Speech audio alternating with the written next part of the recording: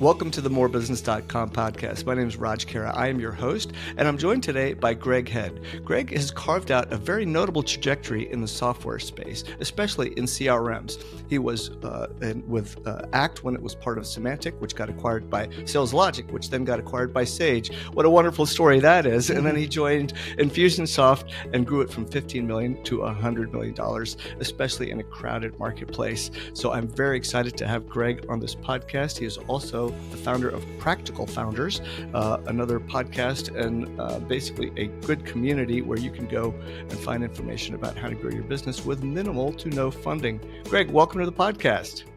Hey, Raj, great to be here. I'm excited to have this conversation because you and I both share a passion for building companies without a whole lot of extra outside funding.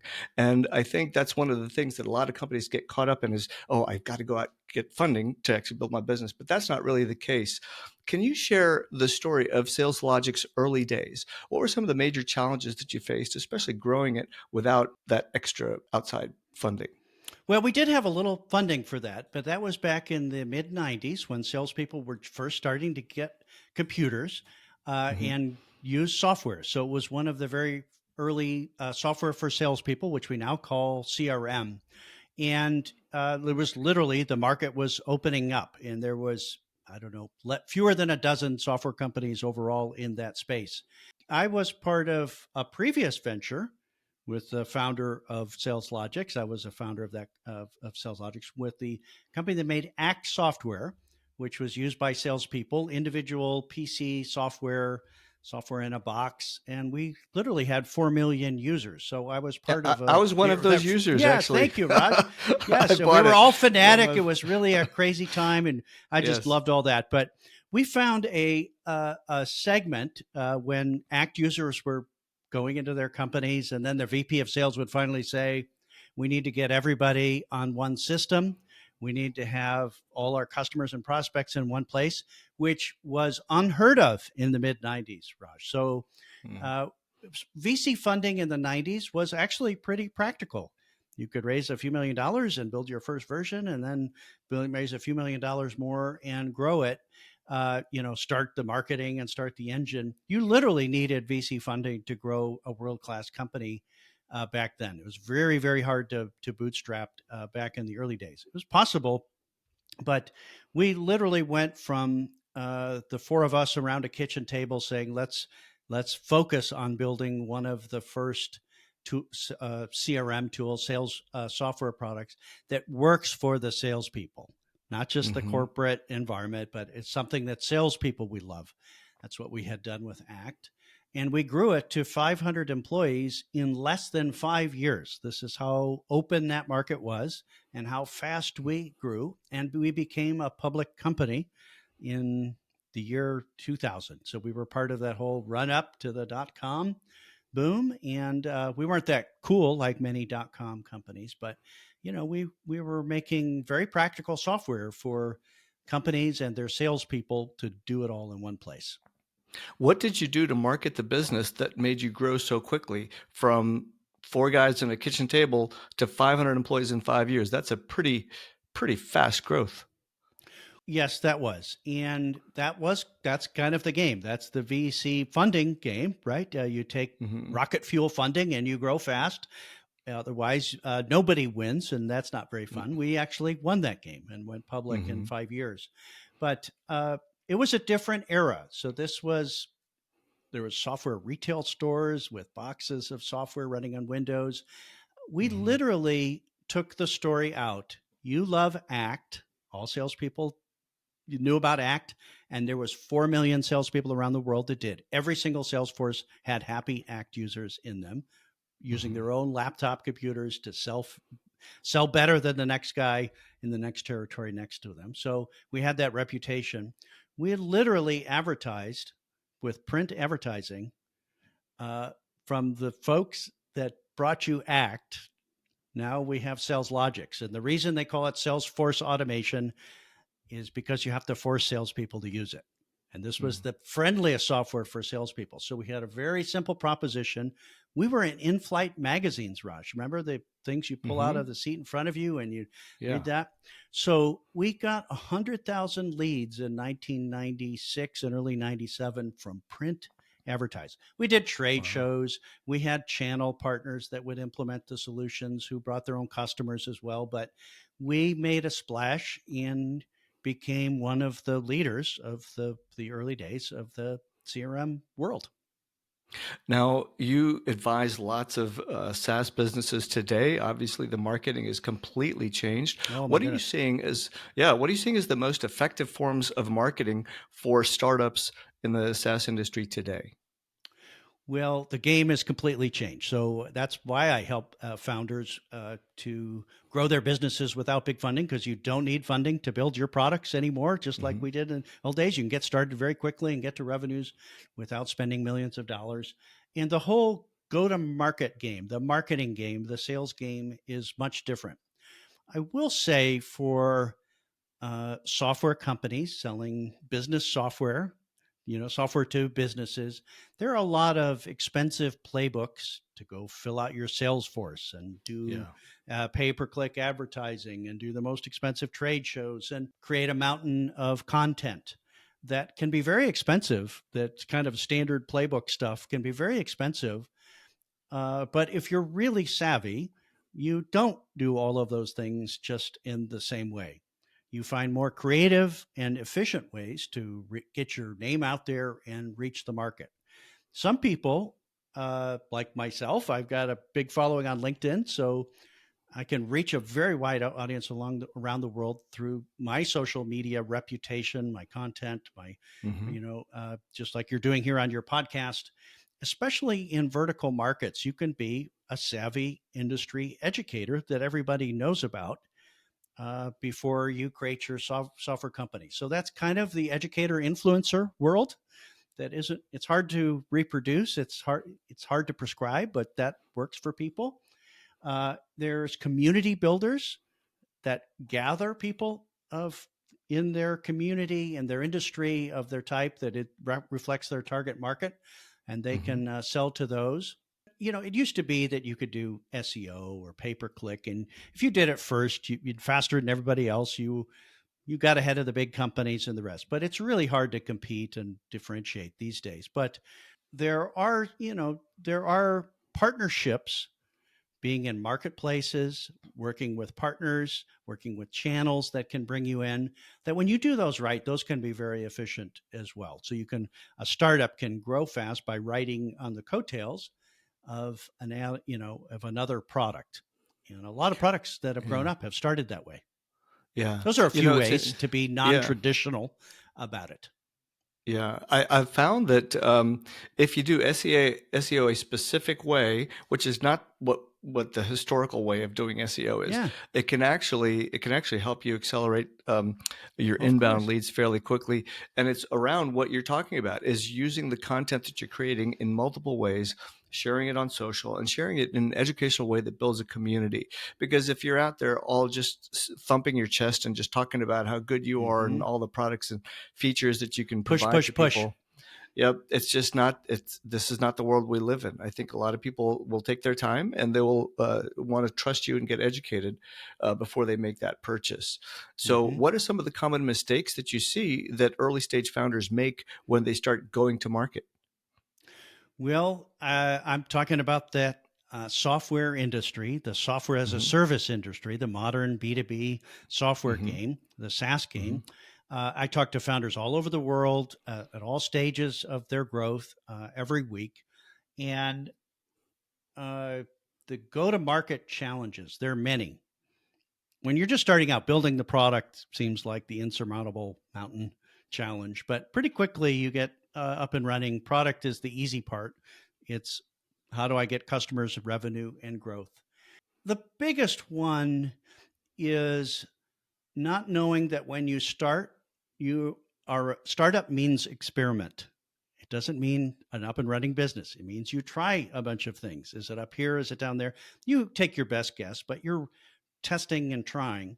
So I would say the first mistake is that people get too convinced that they know the answer, what customers exactly want and how to reach them, and they don't go back and say, I think I know, but I'm going to find out and test. And then the converse of that, or the other side of that, is when they learn something, what works, where they get signal, where they get interaction, where they can get conversion, where they can get happy customers, they don't stop doing all those other things. So it's counterintuitive, but at first you kind of have to be, I would call it ADD, attention deficit disorder, experimenting a little wider than your brain will think you should.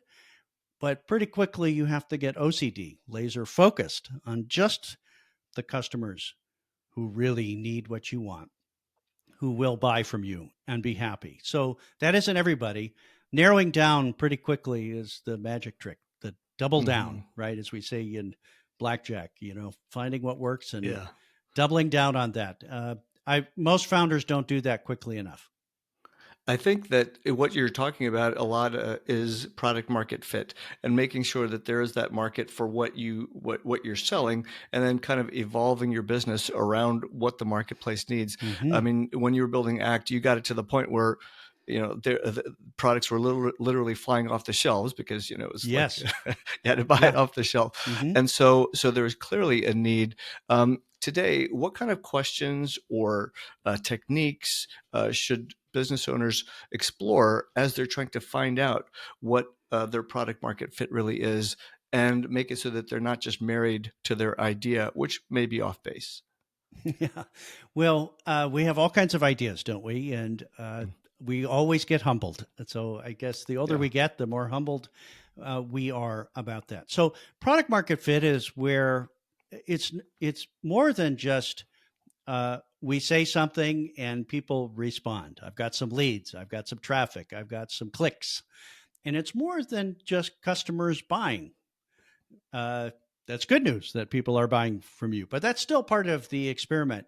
Product market fit is when customers who you don't know can find you, buy from you, and be successful enough with your product that they're really happy and literally can multiply that. They're happy enough to tell other people, to pay more in the future, and so forth. So it's a subset of all the people that pay you. Is really what's going on. So that's actually the biggest trick about product market fit, that it isn't people who, you high five when you make the sale. Product market fit is 6 months later. If you try to take it away from them, or if you raise the price, they're happy to pay it and they tell their friends. And those are literally the ones you should be focused on. You shouldn't be selling everybody who will buy. You should be selling the ones who are going to be happy. The SaaS business model, that recurring revenue business model, it's more important that customers stay and pay a long time than just grab them in the door and sell them once. It's a lifetime relationship. So eventually, by the time startups turn into more growing companies and get to 5 or 10 million, they realize that we shouldn't be attracting and selling and taking money from customers who aren't going to be happy and aren't going to stay a long time. It's just a virtuous part of the business model that we all learn. And it's, you got to experiment through it. It's not obvious when you start your company exactly who's going to be the happiest and what's going to be the multiplier effect. What's the stage where you feel that companies should probably start getting laser focused on that? Is it at 1 million? Is it at 2 million? Is it at 5 million? Is there a number, or is there a different type of metric to actually use to define when you need to get laser focused?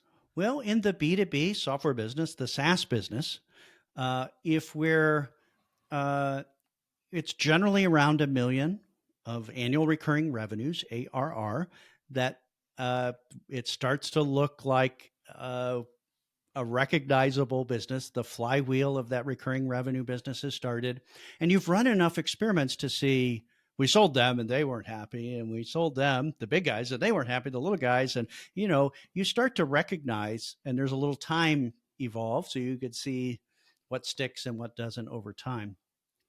If you sell a smaller price point thing, under $100 a month for, a small business tool or something like that, you can get there earlier, maybe 500,000, because you have hundreds of customers by that time.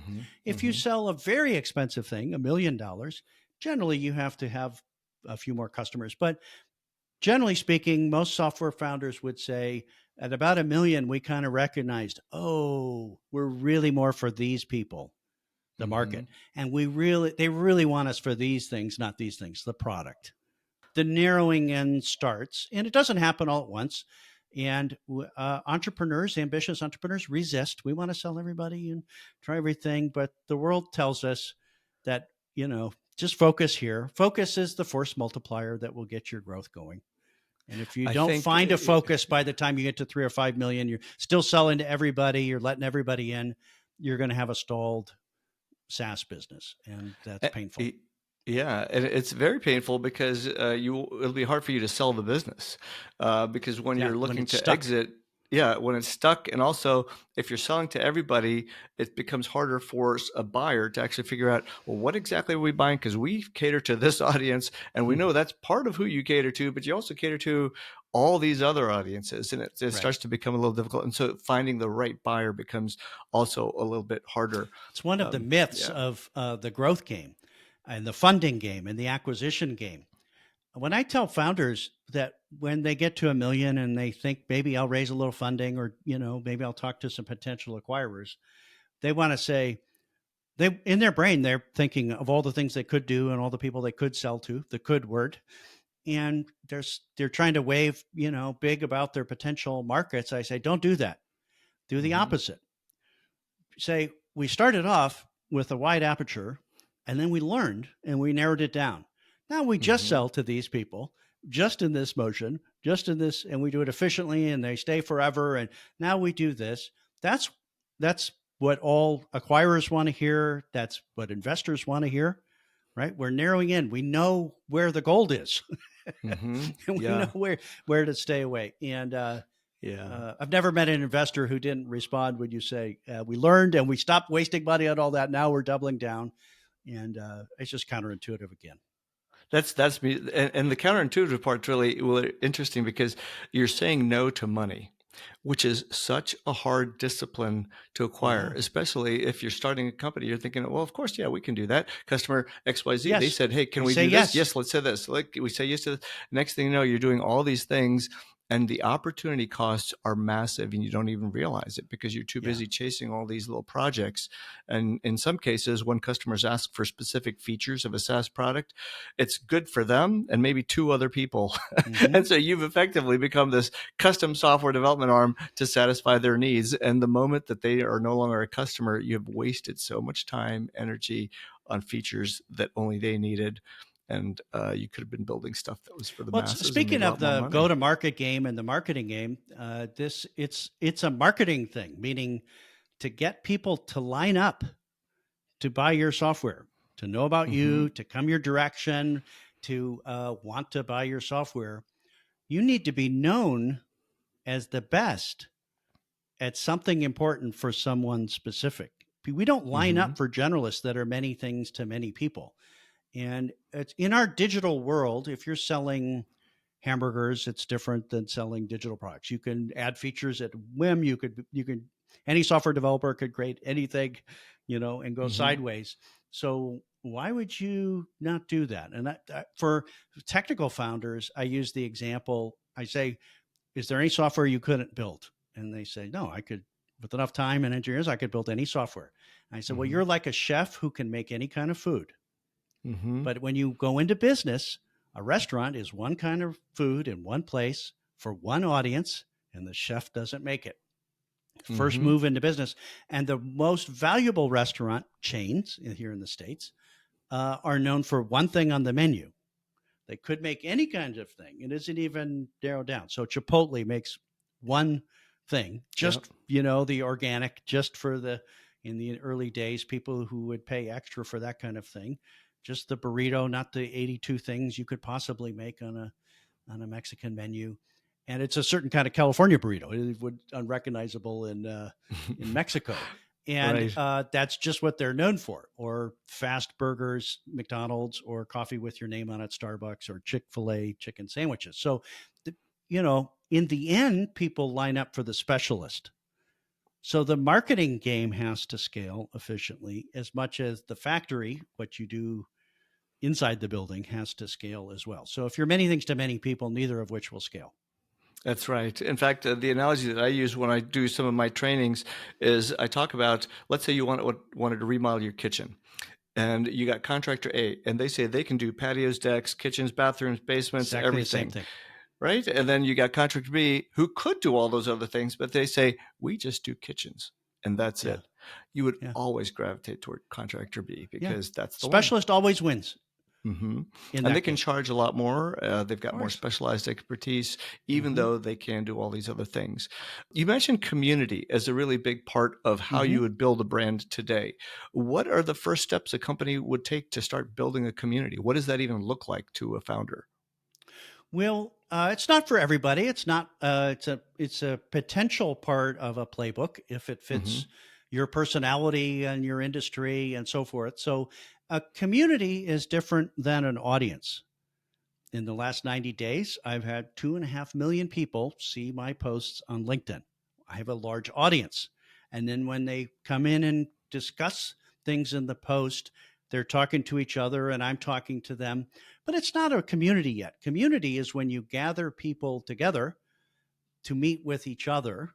And the value of the community is the other people in the room or Hmm. virtually or otherwise.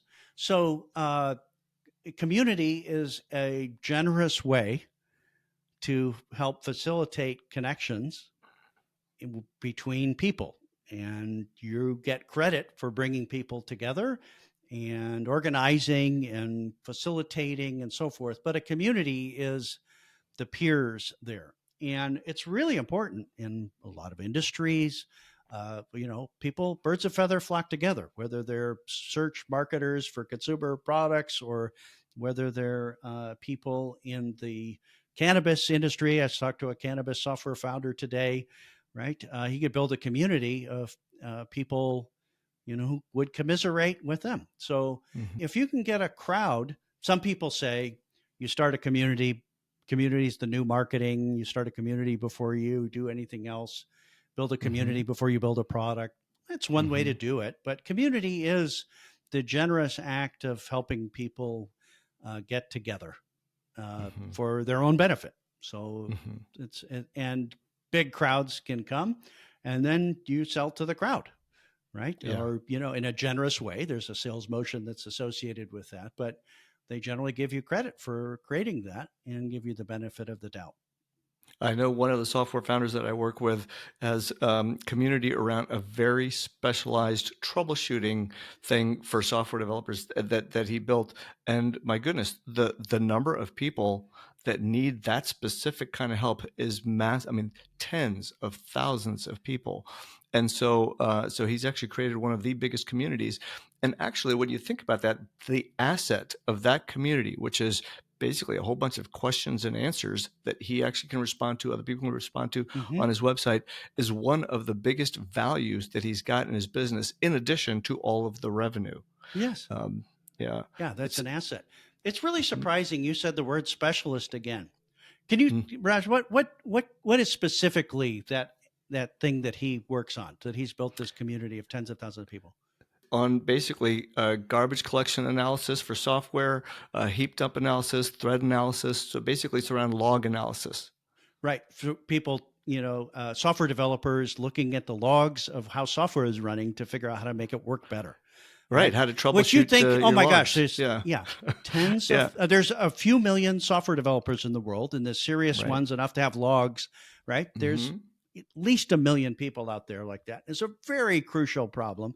And if you generously show up, like I want people to hear tens of thousands of people and an asset that's worth probably as much as his product in his business, um, around the very, very specialist, acute problem, right? It's a Hmm. very Hmm. important problem for someone specific, and there are Yeah. tens of thousands of them Tens that of support thousands each a other. month. I should add per Yeah. month. Isn't that So amazing? I just think it's that's yeah, amazing, right? yeah. You almost like, one thing, that's just like Chipotle. Like it's worth, Hmm. tens of billions of dollars, and it's just one of the largest chains. And it's not all the food you can make. It's not all the food on the Mexican menu. It's not even Hmm. a subset of one of the genres of Mexican food. It's just this one thing, made in a certain kind of way, the big fat California burrito, but with organic ingredients. How specific can you be? Yeah. And it turns into the most massive, success. It's worth more than all the other Mexican restaurant chains and otherwise combined. Isn't Yeah, that interesting? pretty amazing. When you take Yeah. what looks like something that's just such a massive TAM, but then you like trim it down to something that's actually serviceable, something that you can actually go after. Yeah. It was interesting. I did a webinar just a couple of weeks ago with a vendor for an IT solutions, very large company, and they had a couple hundred people on there. And the talk that I gave was specifically about SEO only for managed service providers. Right. And it wasn't the traditional type of SEO, because the way I take it is actually a way to create content very rapidly, but that also Mm. includes visuals and social media posts and all the other ways that people access information today, which is quite different than only going to Google and doing a search on it. Mm-hmm. And so I walked people through that rapid way of doing it. And I have a course now on how to do that, because the course is much more detailed than you can provide in a Yeah. 25-30 minute webinar. And so many people were interested in that course because it was a specialized course. It was not your generic SEO course Mm-hmm. on how landscapers or restaurants can actually get traction. It was just for that industry. And I think that's one of the things that a lot of founders overlook, is that right in front of your nose, you could take your product and just go down one industry that has a large number of clients in that potential industry and be known as the voice for that community. Right. Yeah. Yeah. Yeah. I think that's a great market opportunity for a lot of companies. And so you see that as one of the mistakes that sometimes people overlook, right? Which one? The specialization challenge, Yeah. or Yeah.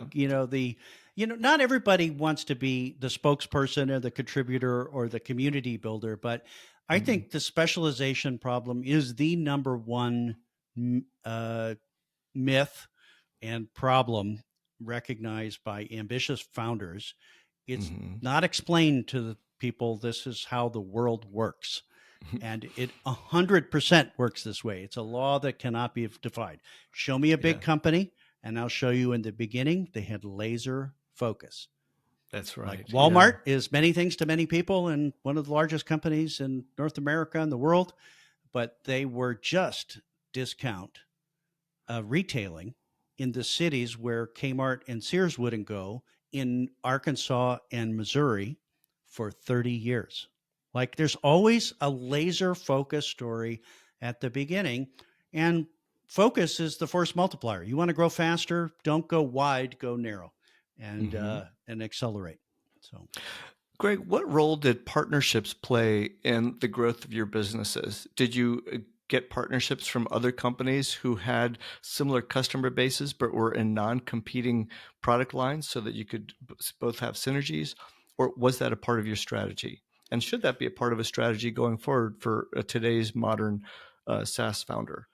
well, there's a few dimensions to the partner channel. So you could say there's paid Hmm. media to push a Hmm. little, and there's organic media to pull a little, and there's partnerships, and there's a few dimensions in there. Sometimes that's being an add-on product in a marketplace. That's where you've got that kind of partnership. Sometimes it's having partner channels who recommend your software. So you would actually call that a channel. So they're referral partners or implementation partners or whatever. So there's a lot of that.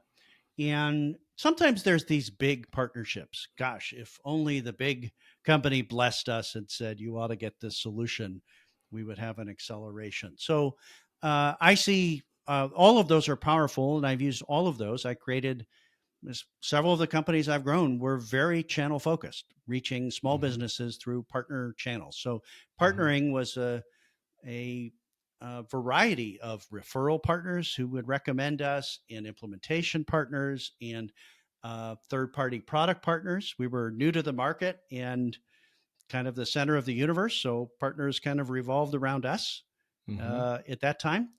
With Act, Sales Logics, and Infusionsoft, now called Keep, all three of them, we were very active. With more than half of our software was sold by our partners, not us. Hmm. So Interesting. it's a really important kind of thing.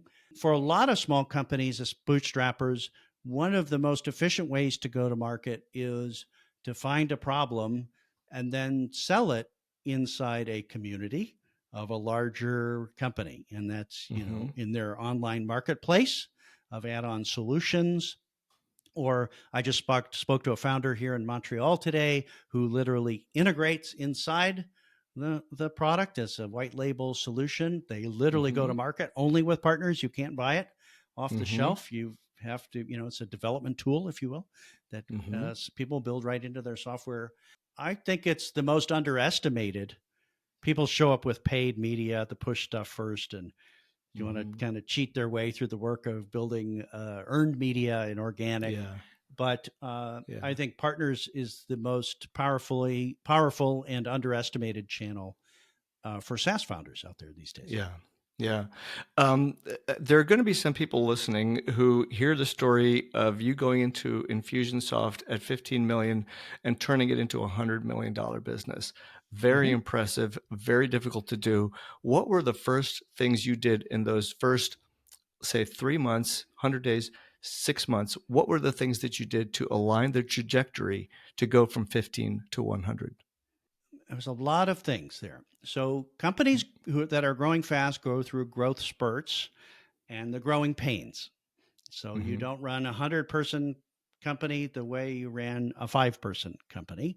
Right. And markets are different and so forth. So Infusionsoft had grown very fast with a very narrow focus. They go together. If you're growing fast, you've got a narrow focus. And then they said, well, we sell to this very narrow niche of savvy internet marketers. And now we're going to start to sell to every small business. They literally went from one of the more narrow definitions of product market fit to one of the widest things. I came in after that and had to deal with the unwinding of that broadening. So you had to trim it back. You went from going back from wide to going back down to narrow. Okay. And that sounds simple. It wasn't easy. It wasn't obvious, but it had to happen. The world was telling us, the customers, the metrics, the financials, the culture, it was just, it was too wide and it was messy. Most software companies grow through that, that widening, the ADD, and then they figure out what their product market fit focus is. So they were struggling with their product market fit focus as a $10 million company. What I didn't do is come in and say, here's the answer. It literally took us a year to see really what was going on, to ask those deeper questions, to figure out, is it really this or is it really that? What happens when we do this? Where's the world going? We were a pioneer, so we weren't fitting in 22 competitors. We had an open field space that we were defining. The world wasn't telling us, we had to go figure it out. So the thing I did that I think worked well is I came in and I helped the engine keep building faster. I kept fixing things and improving things. I had to generate the leads to feed the sales team to grow the business. I was the chief marketing officer. So I didn't say, let's wait a year and let me figure this thing out, and then I'll come back and we'll have the right answer. I had my day job, which was solving, the growth game of the business. And I had my night job, another full-time job, figuring out what is it really we're going to be when we grew up. It took us a year, but when we relaunched as a narrowed company, we're not for every small business. We're just for this. We could build any kind of software. We just make sales and marketing automation software for savvy small businesses who, who are quite serious about their marketing game. It wasn't every small business. When we narrowed down our story, when we narrowed down our focus, the market heard it, and we could execute way better inside the building, talking about the marketing line in front of us and the factory behind us. Everything got better. So we didn't, and we started growing again. It was stalled growth, and then we went back to 75% growth for several years. Oh, that's pretty impressive. It's good that you had a CEO that was on board with you to switch the focus back, because that doesn't always happen either, right? Right. If they got to the point where they were going very broad, the CEO at that point was involved in. Oh yeah. Making so it go we broad. Had to. That was very sensitive thing. So these are big. He said David Hewlett used to say marketing's too important to leave to the marketing department.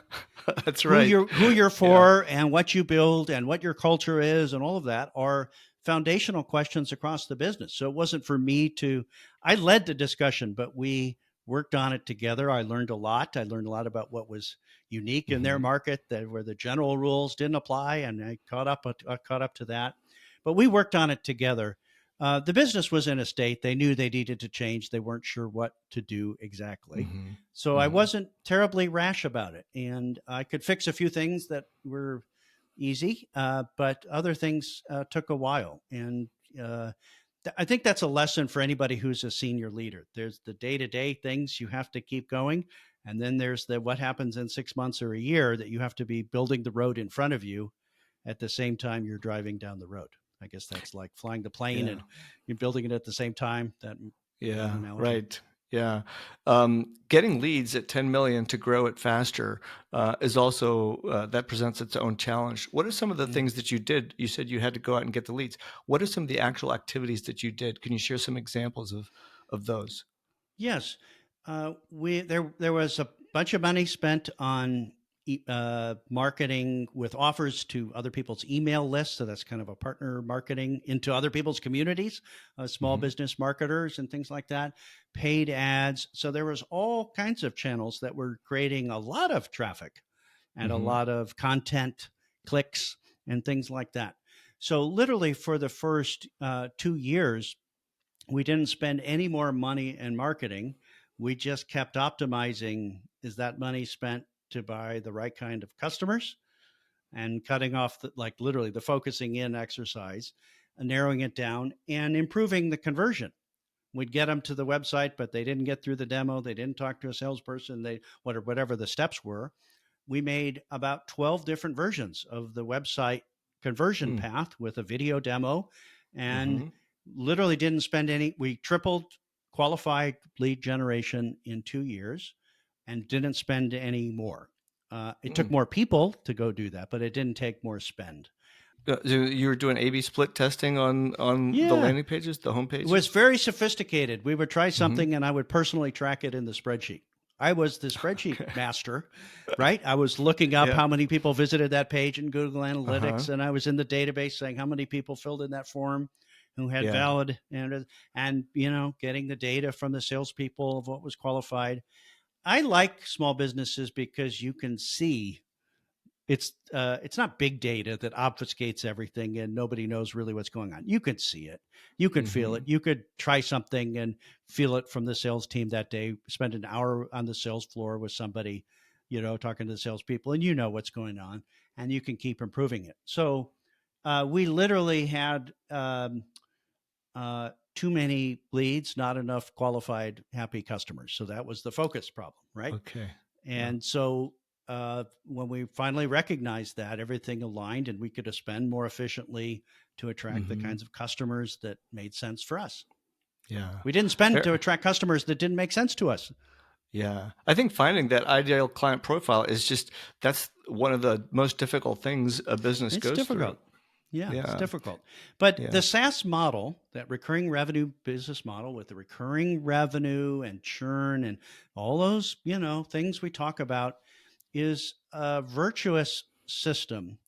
You can't defy gravity by letting the wrong customers in too long. You can see it clearly in the numbers and the financials, and you can, people complaining. And it's one of the reasons the SaaS business is so successful these days and literally worth so much more than software companies were 10 or 20 years ago, is because you can't fake it as much as you could in the old days. Greg, let's say a small SaaS company founder came to you and said, I'm struggling to find my ICP. What questions would you ask them to help them get to their ICP? Let's say they have a product and they're trying it out there. I'd be going through the conversation that people have of, okay, what have you tried now? And is it this? Is it that? Sometimes it's the product. They start with the product and it's not a good fit. They start with the solution before they figure out what the problem is and so forth. But they're really searching for someone that they can reach that has a problem, an acute problem, a pain, we would say, right? That they really want to solve. And so people think of faraway companies that might have a problem and so forth. But the ones you can reach who have an acute problem, who say, I will pay you to solve that problem, that's usually the starting point for the savviest founders who've done this over and over again. They say, I won't hire a technical person and start coding and building an app until I have had enough conversations where people reliably say, I will pay you. If you can build that thing, I will pay you. Mm-hmm. Which I've had in all the instances I've started software companies. So that's kind of an indicator there as to get up and running. But most people need to be reminded that they're experimenting. And if they try to sell something and nobody's interested, that's a valid experiment. You just Mm-hmm. confirmed something not to do. I'm sorry, Yeah. didn't work out, but like that's good. Now stop doing that, right? So Yeah. um, Yeah. that's part of the game here. It's difficult I for think everybody. it is. It is. And if you're actually talking to your customers one on one, whether it's a Zoom interview or something, Mm-hmm. or sitting down, you can literally watch their their body's Mm-hmm. reaction and their eyes light up when you've nailed something. And I Right. remember, um, and I learned the lesson the hard way. When you spend all this money building something, and people are like, "Eh," Oh my gosh. right? That is Yes. terrible. Thankfully, I didn't keep doing it. You learn that lesson one time, Yeah. and then you never do it again. And I Oh. remember one time we thought that we would be able to expand our product line to our existing client base. And so what we did is we created mock-ups and we invited people into focus groups. And we ended up finding that the product was fantastic, but because we had to increase our COGS due to the stuff that we had to implement to get that product, we had to charge much more. And suddenly that created a complete misalignment between what our client base was accustomed to paying and what they would need to pay. And we realized, oh, this is actually for a completely different ideal client profile. And so we completely nixed the project, saved $200,000 in development costs, and went on building what we kept on building. But that Yeah. was a lesson that we saved. And Yeah. Raj, you can imagine if you had a community, say you had 200 of a certain kind of whatever, dermatology office, managers, Mm-hmm. something like Mm-hmm. that. And they got together and you put them at tables. In less than a day, you would learn what are their biggest problems that they're trying to solve. That's what they're working on. Mm-hmm. And then you would learn of those. If somebody says, I have this problem, what are you doing about credit card payments and something? And they get an answer, write it down. But at the end of the day, there's a set of serious problems that haven't been solved. People are Mm-hmm. reaching for these and they do it. So you can imagine that's a community, how organically these kind of leftover open problems show up. You don't start with, I've got an idea and maybe I could build this. You show Yeah. up with, what are literally all the things you would pay for that you haven't found yet? And then you can, let me pick one of those. Uh, you can imagine how much more powerful that is as a way to create a software business.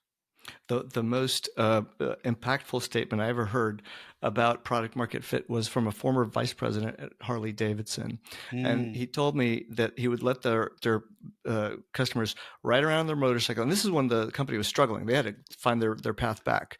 And we're Yeah. talking about a brand where people will tattoo the logo on their bodies. That's how strong the brand Yes. is, Mm-hmm. right? And so they're they had the customers drive around on the bike, and they came back and they asked them one question, and they stopped talking. The question was, what would you change to make you want to buy it? That was it. What a genius question. Because people would say, well, the handlebars are a little bit too low. Okay, we can make them higher, upgrade. And they just kept on adjusting everything about the bike until they got it to the point where somebody would actually say, yeah, I would now buy it. And so I think those little questions are really important to ask throughout your product Buying. journey. Yeah, Yeah. buying is the right word there too, because there's a lot Yeah. of people. You could imagine there's a whole bunch of leftover problems, and you say, if I fix that, would you pay? Yeah. $1,000? Yeah. No, I wouldn't. No, I'm good. I'll Yeah. just use Google Sheets or do something. I'll just Yeah. use Excel, and Yeah. it's not that big of a problem. But that Yeah. overlap of people would pay to do it is where the fun is for It entrepreneurs. absolutely. Greg, I'd like to move to a speed round of questions if you're ready. Okay, here we go. All right. What are the most common mistakes that you see your clients make? I would say, of all the software, thousands of software founders I've talked to, the biggest mistake is they think funding is the answer. and because it looks so common and it looks like everybody's doing it, but um, it's just a means to an end, and literally more founders are not raising VC funding than raising it. It just it's not obvious to them. So beware of the funding drugs, before you take them. What is the most important KPI that you measure? How many tattoos of the logo people have put on? That's the ultimate product market fit, Raj, right? That is it. Yeah. I'd say the first one is growth rate is the first, are we, default moving, but how much money you're spending around that is right follows it. So I think in software, it's the cost of acquisition of a new customer, CAC, CAC, and LTV, the long-term value. To me, that is the law of gravity in software business. You can't spend too much for customers who won't stay for a long time. What do you think of the growing trend where people are saying that a really important metric is net retention revenue or gross retention revenue? Well, that's a good, that's an important thing. It's one of the healthy metrics that you would say, a growth rate, profits, growth, net retention, meaning you acquire 100 customers last year, and even though you have 90 left this year, they're paying you more because they bought more from you. It's Harley Davidson. People would buy more accessories and another bike and so forth. So it's just really healthy. It's not the only one. There's so many. There's no one metric for SaaS companies, but it's one of the healthy ones. I hope, it used to be how much did you raise and how much are you spending? Right. And now I think we're kind of growing out of that, at least for this phase, where it's did you bootstrap and are you profitable? Those are also healthy. Very good. A software company that went public, Klaviyo, last month, one of the first software company to go public in 18 months, has a high net retention rates. That number we just talked about, 80% growth rate, profits, all their metrics are off the charts positive. And so that's the new bar for going public, apparently, these days. Yeah. And that is a high bar. That's a high bar. very, very rare. High bar. It's not like the messy, throw money at it, the messy software businesses that went public 2 years ago. Yeah. What is the book that most impacted your life? It's a tie between, in the business world, between positioning and the Al Ries and Jack Trout books around positioning. These are 30-year-old books, and the 22 Mutable Laws of Marketing and Positioning, which talked about those focus features, being known as the best at something in the world. And the second one is Crossing the Chasm by my friend Jeff Moore, which talks about the phases of growth in a market development journey. Playing different, as the market grows, you do different things to grow bigger. Yeah. What is the best counterintuitive advice that you can share? Focus to grow. Focus to grow. Don't take on a whole bunch of customers that you'll end up getting spread too thin, right? Specialists eat generalists. Only always. Yes. Do you have a morning routine or a ritual that you do to stay consistent? I do. I'm one of those guys, and I'm a podcaster and all of that. So I write. So I do the savers process. I don't know if you're familiar with this. I'm not familiar with that. Hal, what's his name? Is it Hal Elrod? The savers process, which is a mixture of journaling, silence, exercise, reflection, and so forth. So it's kind of a presence routine. I walk the dogs while I'm thinking about what I'm going to be writing about, my LinkedIn posts and the rest. So that kicks off my day. I literally do a 45-minute walk with no headphones where I'm just pondering the ideas that are going to show up in my writing. Isn't it amazing how much just a little simple walkabout it just completely changes? I remember just yesterday I was doing the same thing. I went for a walk for about an hour, came back, and I worked for 11 hours straight on a weekend so focused. Very productive weekend for me, even though I try not to work on the weekends, but sometimes you just want to push through. Your ideas come whenever they come. So I can't turn my brain off, and this is part of that reflection kind of thing, just to create a little bit of space before I'm racing right in and so forth. So, but I'm better when I try to tone things down. What's your best advice for a 25-year-old for career happiness? ADD before OCD. Try a bunch of things at full speed. I think it's this, go there, try it and see. And then when you know, then do the Warren Buffett thing. You could do 15 things, but pick 3, pick 2. What's your best that match you? Yeah.